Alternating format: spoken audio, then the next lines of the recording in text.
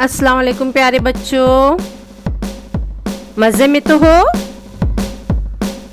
हाँ तो बच्चों, आज उर्दू की हम नई नज़्म पढ़ने जा रहे हैं जो है आपके पसंद की।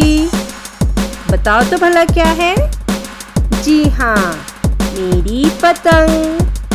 तो आओ सुनो और दोहराओ मेरे साथ।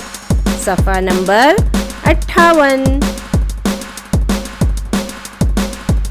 देखो मेरी पतंग, कैसा है इसका रंग, देख उड़ने का ढंग, लोग सारे हैं दंग, जी में है ये उमंग, मैं उड़ूं उसके संग। देखो मेरी पतंग, कैसा है इसका रंग। अच्छा तो बच्चों, अब पढ़ो और लिखो।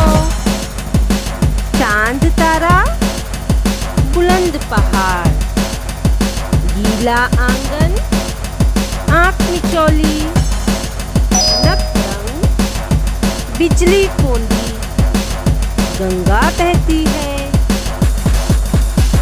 अब रहा आप लोगों का घर काम। तो घर काम में देखो और पढ़ो और मुझको रिकॉर्डिंग भेजो।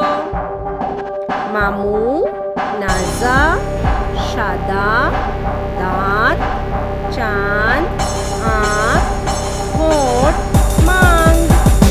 अच्छी तरह से घर पर मश्क करना है और मुझको व्हाट्सएप पर लिखकर सेंड करना है। ठीक है बच्चों, अल्लाह हाफिज़। घर में रहो, महफूज रहो।